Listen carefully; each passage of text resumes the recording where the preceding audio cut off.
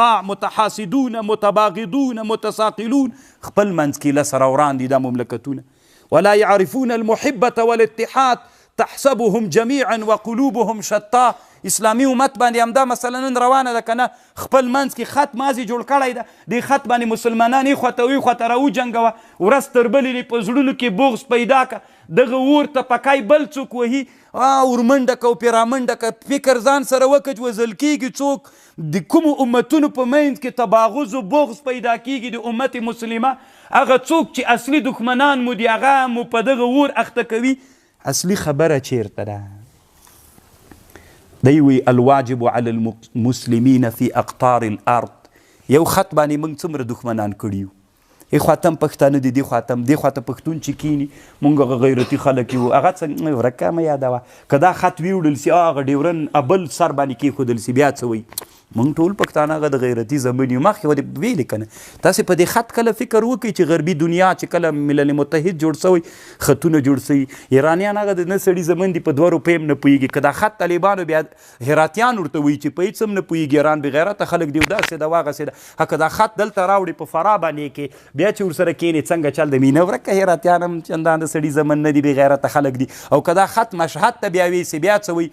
نه، مشهد او ایران دا افغانستان دا ټول هغه د غیرتي زمن دي.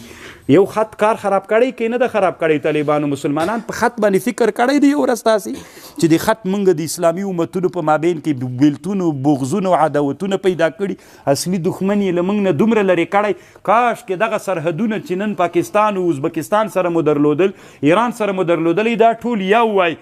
دا سرحدونه طالبانو عین د هند د کوپر سره پروت وی، دلته روسانو سره پراته وی، او داسې هغه چینایانو سره پراته وی. اسلامي امت بغض و دښمني مو هلته استعمالېدلی، نن یې چې دلته په خطونو باندې دا اوس که ته راواخلې د قندهار او د زابل په منځ کې خط جوړ کړي، بیا به قندهاریان وایي موږ د نر زمنې زابلیان په څه باندې پوهېږي، زابلیان وایي موږ د نر زمنې دا په څه باندې پوهېږي. که دا بیا په قندهار کې خطونه واچي، مملکتونه جوړ کړي، بیا به هغه وایي څه ورته وایي، د ارغندا به ولې وایي موږ د نر زمنې، پنجوایي ولې په څه پوهېږي. داسې به امت مسلمه یو تر بله ټوټې ټوټې کړی ده. نن همدغه حالت ته که نه، نن چې چا سره د موږ دښمني پکار و، هغه دښمني په خطونو باندې دلته موږ ته رانږدې کړې ده، په همدغه خطونو باندې موږ سره خپل منځ کې دښمني اچولې ده. د اخرینۍ خبر به درته وکم، الواجب علی المسلمین فی اقطار الارض. وی واجب په مسلمانانو باندې، ایها المسلمون الفرار من العار، انظروا فی سائر شؤونکم، په ټولو حالاتو کې مو کتنه وکئ. الجهاد لیس قاصر علی الحرب، تنا دې ته جهاد نه ویل کېږي چې جنگ وکړه، دا تنا جهاد نه ده.